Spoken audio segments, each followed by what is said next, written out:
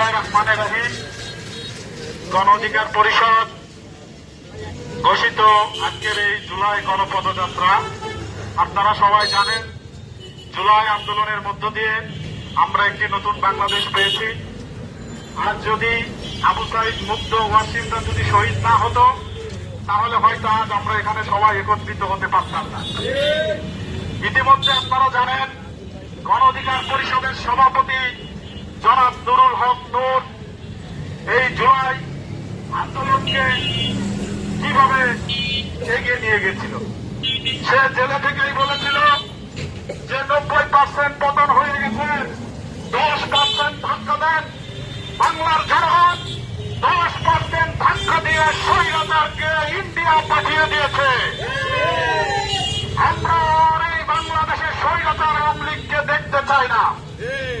আজ আপনারা দেখতে পেয়েছেন গোপালগঞ্জে আওয়ামী লীগের কতিপয় দুষ্কৃতিকারী যারা বৈষম্যবিরোধী আন্দোলনের সামনে নেতৃত্ব দিয়েছিল তাদেরকে আটক করে তাদের উপর হামলা চালিয়েছে। আমরা হুঁশিয়ার করে বলতে চাই, রাজনীতির মতপার্থক্য থাকবে কিন্তু দেশের স্বার্থে স্বৈরাচারের বিরুদ্ধে আমরা একত্রিতভাবে কাজ করব। তাই অনতিবিলম্বে যারা এর সাথে জড়িত তাদেরকে গ্রেফতার করতে হবে। আমরা জানতে পেরেছি খুলনার বিভিন্ন স্থানে স্বৈরাচারের দোসররা বিভিন্ন সময় পোস্টার লাগানো, ব্যানার লাগানোর জন্য কাজ করে যাচ্ছে গভীর রাতে।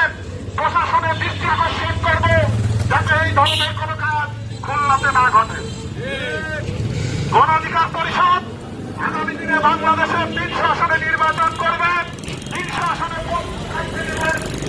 প্রতীকে ভোট দিয়ে গণ অধিকার পরিষদকে আগামী জাতীয় সংসদে জনগণের কাজ করার সুযোগ করে দিবেন।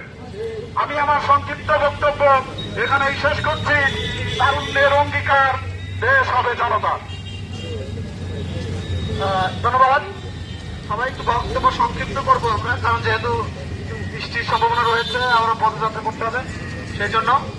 তো ইতিমধ্যে আমাদের মাঝে উপস্থিত হয়েছেন আমাদের শ্রমিক অধিকার পরিষদ খুলনা মহানগরের সাধারণ সম্পাদক রবিউল ইসলাম রবি।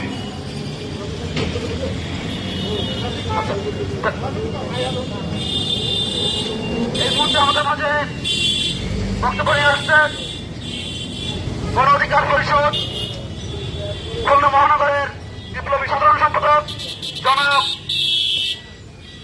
শেখ রাশিদুল ইসলাম। বাইকে সংক্ষিপ্ত বক্তব্য